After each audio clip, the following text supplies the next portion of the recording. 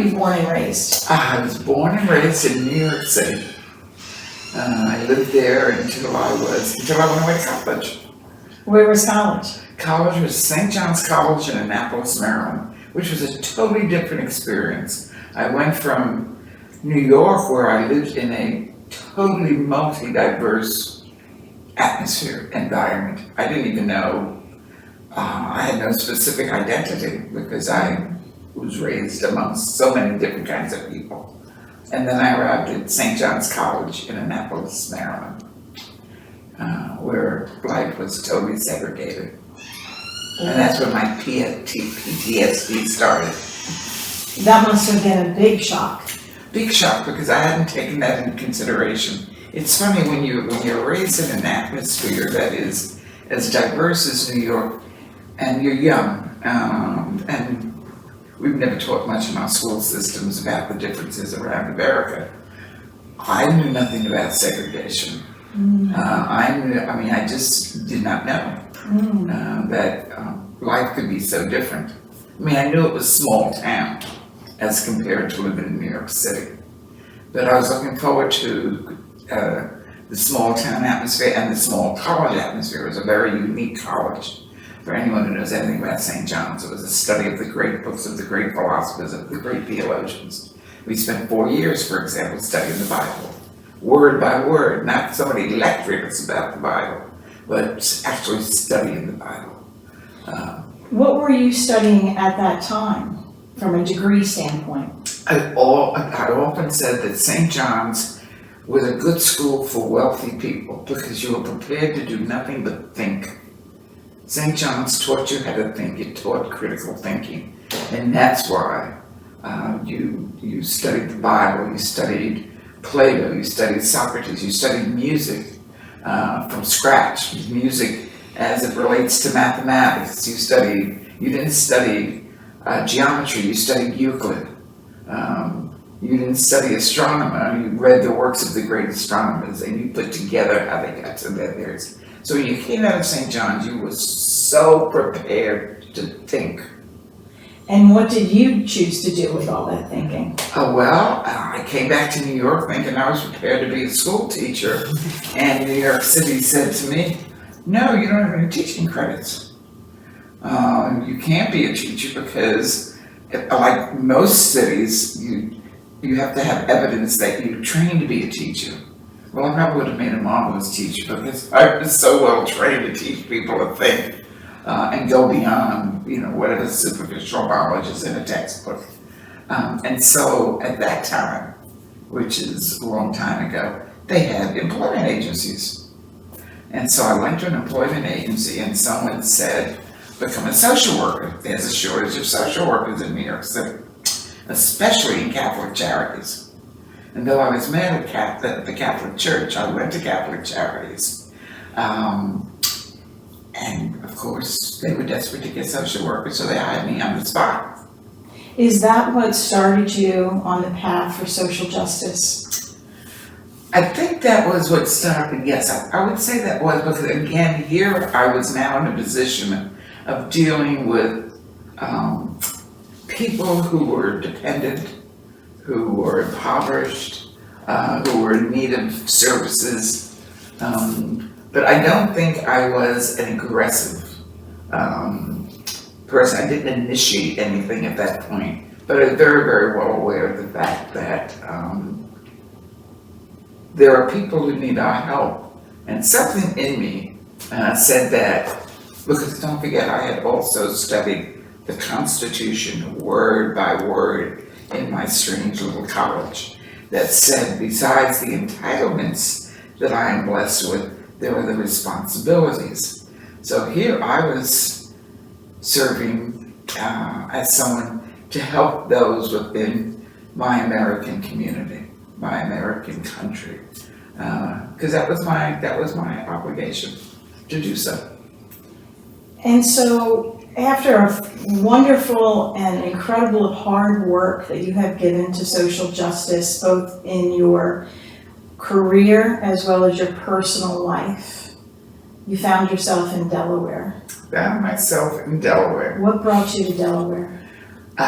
falling off of New York City, I mean, if I go way back, every day on my way to work in New York, I tripped, fell off the sidewalk.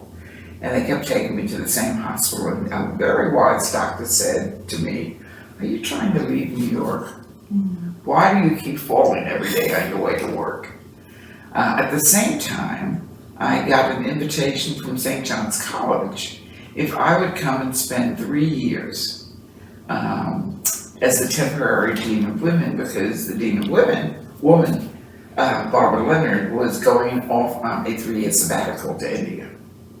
And I thought, the universe is marvelous. And so, yes, I packed up my whole life in New York and went to Annapolis, Maryland. And I know this is circuitous, but from Annapolis, Maryland, what do Marylanders do every weekend? They travel to Delaware. And so I discovered my beloved Delaware, because that's where I spent my weekends. By that time, I had a 6-year-old daughter. And so we spent every weekend down here.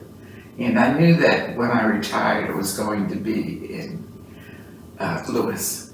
Of course, I did not know Lewis was trying to become New York City with all its building. I thought it was going to be a quaint, quiet town near the water that felt safe. But that's how I finally got to Lewis.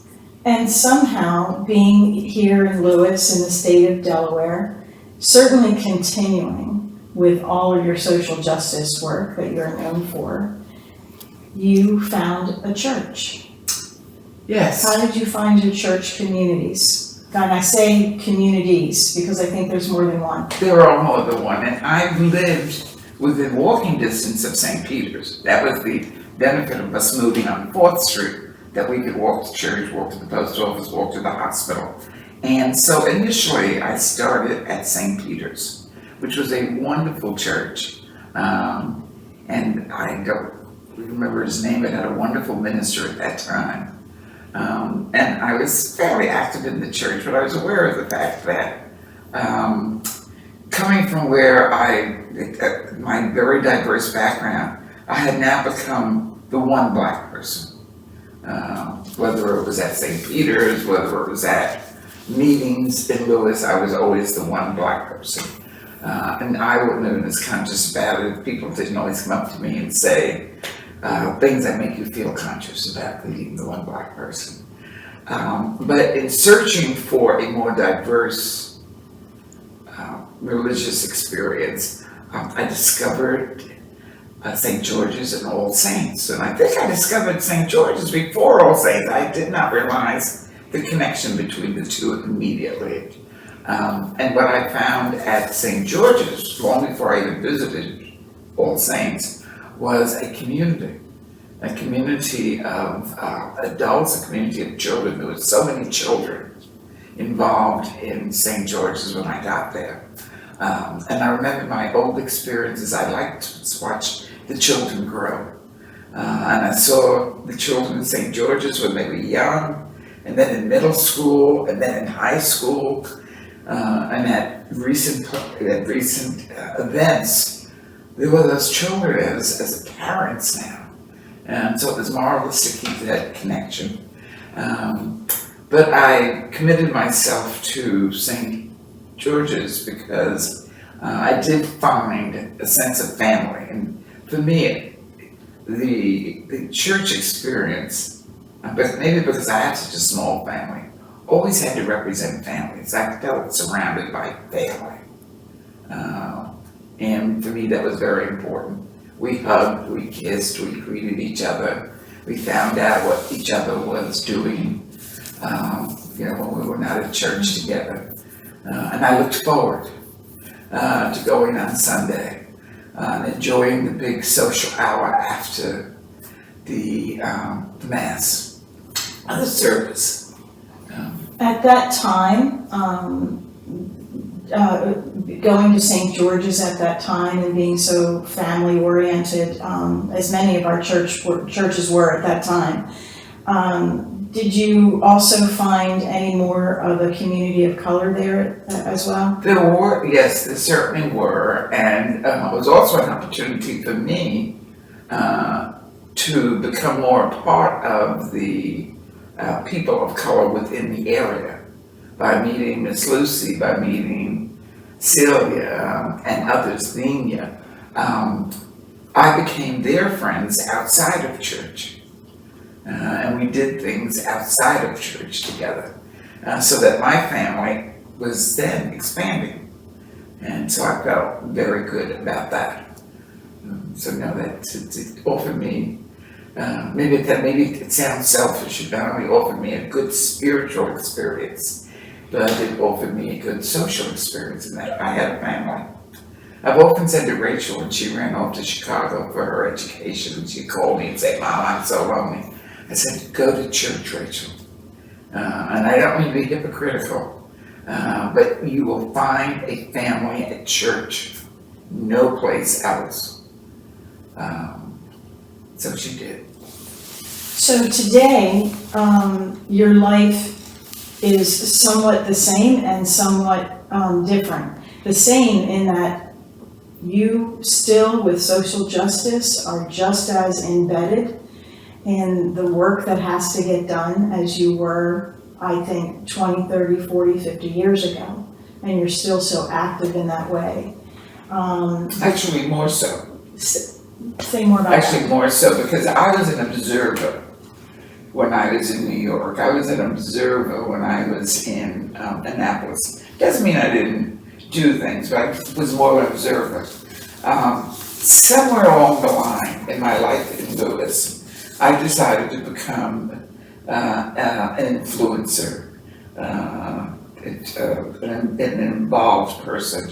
I love volunteer work. I volunteered at BB Hospital. I volunteered at St. Peter's. I did the St. Peter's gift shop every Saturday or every Friday for years. You know, I volunteered wherever I could because I loved meeting people and hearing their stories and helping them out. But I was also very aware because I knew a lot of people about the issues here that prevented the outside big community, the beloved community that Martin Luther King spoke about. It did not exist. I knew that we had disparities in our school system. We have a terrible, in Delaware, terrible criminal justice system. It's punitive. It is intentional in keeping people out of the mainstream. And I decided that I wanted to do something about that. I was fortunate enough to have the time. I was semi-retired. And it seemed like there's that statement, giving back to the community. This is a way to give back to the community. Even though or give to the community, didn't think I had to give back, but I did have to give. So it was my way of giving to the community.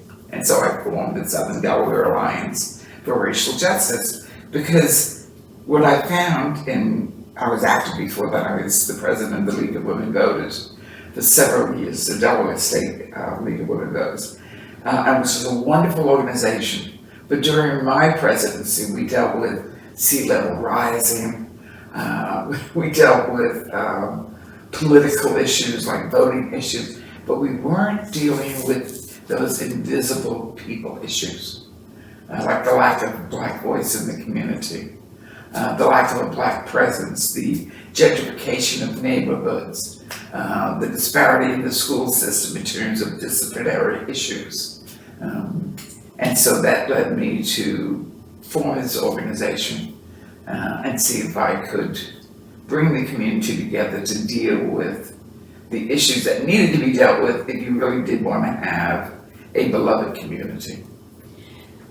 At any time, was the beloved community that you were working so hard to form here in Southern Delaware, or all of Delaware, connect with a beloved community that you had at church?